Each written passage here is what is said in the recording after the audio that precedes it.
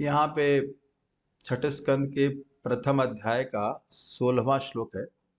बहुत सुंदर श्लोक है और थीम है कि भगवान श्री कृष्ण को अपना प्राण अर्पित करना, अपनी सारी क्रियाओं को अर्पित करने से हमें क्या लाभ प्राप्त होगा। बहुत अच्छी बात यहाँ पे बता रहे हैं और वो कह रहे हैं, न तथा हि यघवान राजन पूयेत तप आदिभि यथा कृष्णार्पित प्राणस तत्पुरुष निषेवया। तो यहाँ पे परीक्षित महाराज को सुखदेव गोस्वामी कह रहे हैं, न तथा ही, निश्चित ही उस प्रकार से, तथा मतलब उस प्रकार से, अगवान एक पापी व्यक्ति उस प्रकार से, राजन अर्थात हे परीक्षित महाराज, एक पापी व्यक्ति उस प्रकार से न पूयेता, उस प्रकार से पवित्र नहीं होता। किस प्रकार से?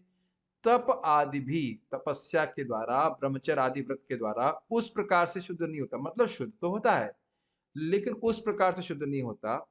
किस प्रकार से? कह रहे यथा कृष्णार्पित प्राण, जिस प्रकार से वह अपने प्राणों को कृष्ण को अर्पित करने से होता है। अब देखिए इसकी एक अर्थ क्या है, क्या हम अपनी जान दे दें? देखिए जान देने के लिए नहीं कहा जा रहा है। जब बोल रहे हैं कि प्राण अर्पित करो तो इसका अर्थ यह नहीं है कि व्यक्ति को जान देनी है।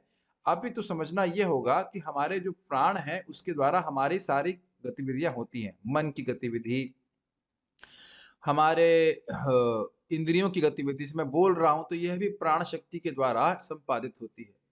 और यानी समझ गए आप कि प्राण अर्पित करने का अर्थ है अपने मन के, वचन के, शरीर के सभी कर्मों को कृष्ण को समर्पित करता है। तो जैसी शुद्धि इस व्यक्ति की होती है इस प्रकार से, वैसी शुद्धि नहीं होगी।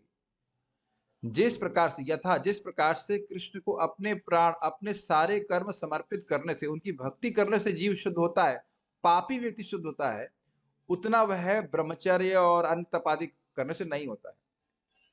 अब एक प्रश्न बन जाएगा कि वह इस प्रकार से होगा ही क्यों? तो पापी व्यक्ति तो कहते हैं तत्पुरुष निषेवया। तत् मतलब भगवान, वो, और पुरुष मतलब उनके व्यक्ति। तो यानी भगवान श्री कृष्ण के भक्तों की सेवा के द्वारा जब कोई पापी व्यक्ति इस प्रकार से ट्रेंड हो जाता है, अर्थात वह, उसकी शिक्षा हो जाती है कि किस प्रकार से वह अपने मन को, वचन को, कर्म को कृष्ण को समर्पित करे, तो जिस प्रकार इस प्रक्रिया से वो जितना शुद्ध होता है, उस प्रक्रिया से वह उतना शुद्ध वह ब्रह्मचर्य आदि से नहीं होता। श्लोक तो समझ में आ गया होगा आप लोगों को। श्रील प्रभुपाद जी बहुत सुंदर बात कहते हैं तात्पर्य में कि तत्पुरुष या महात्मा का अर्थ क्या है। वहां कोट करते हैं, महात्मानस्तु माम पार्थ दैवीं प्रकृतिमाश्रिता भजन्ते अनन्य मनसो ज्ञात्वा भूतादिम अव्ययम्। तत्पुरुष की व्याख्या क्या है कि ऐसा भक्त जो भगवान के हैं, जो भगवान के प्रतिनिधि हैं, वह निरंतर भगवान की प्रेम में सेवा में लगे रहते हैं। और बड़ी सुंदर बात श्रील प्रभुपाद तात्पर्य में कहते हैं कि भगवान का भक्त पाप से बचने के लिए भगवान का भजन नहीं करता है। बड़ी सुंदर बात, वह तो अपने प्राणों को ही कृष्ण को समर्पित करता है। अंतर समझ रहे हैं? बहुत सुंदर बात बोल रहे हैं। कह रहे हैं कि ऐसा नहीं है कि भगवान का भक्त केवल पाप से बचने के लिए बिजनेस सा कर रहा है भगवान से, नहीं। चाहे वो नरक में जाए चाहे स्वर्ग में जाए, उसके लिए दोनों बराबर स्थिति है। तो अब और हाँ, उसके जीवन में भाई अगर मान लीजिए कोई पाप रह जाता तो जीवन में कुछ कष्ट आएगा, मान लो कोई पूछे तो कहते नहीं, वो जो कष्ट भी आता है वो उसे भगवान की कृपा ही मानता है। श्रील प्रभुपाद जी बहुत सुंदरता से कहते हैं कि इस प्रकार की चेतना, इस प्रकार की उच्च चेतना कि जो दुख आ रहा है, सुख आ रहा है, किसी भी परिस्थिति में मैं कृष्ण का ही भजन करूंगा, ये उसी व्यक्ति के लिए संभव है जो भगवान के भक्तों का आश्रय ले। तत्पुरुष निषेवया, जो महान भक्त हैं, भगवान के वाकई प्रतिनिधि हैं, वह इस प्रकार की शिक्षा देंगे, अपने आचरण से दिखाएंगे, तो वह चाहे घोर पापी व्यक्ति भी क्यों ना हो, वह इस अति उत्तम चेतना से युक्त हो जाएगा। और आप जानते हैं अगर कोई इस प्रकार की चेतना से युक्त है कि सुख में, दुख में, चाहे कुछ भी, मैं भगवान का भजन करूंगा ही, ये भगवान की कृपा ही है कि मुझे थोड़ा सा दुख प्राप्त हो रहा है, तो वह तो निश्चित भगवान के पास चला जाएगा। तो आप समझ पा रहे हैं, भगवान कृष्ण को अपने प्राण समर्पित करने से व्यक्ति शुद्ध होकर के भगवान के धाम जाने के योग्य हो जाएगा। अब और क्लियर हो रहा है?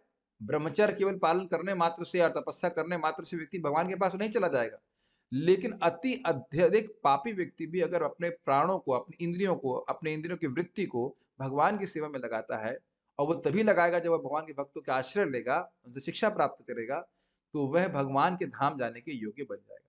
तो इस प्रकार से हमें समझना चाहिए कि ये जो बारंबार हम हरे कृष्ण मंत्र बोल रहे हैं, तो अपनी वाणी की वृत्ति को भगवान में लगा रहे हैं, सुन रहे हैं, कान की वृत्ति को लगा रहे हैं, मन भी लगाने का प्रयास कर रहे हैं, शरीर भी उन हरे कृष्ण मंत्र को लगाने के लिए पीछे बढ़ा हुआ है, हाथ से आप माला पकड़े हैं।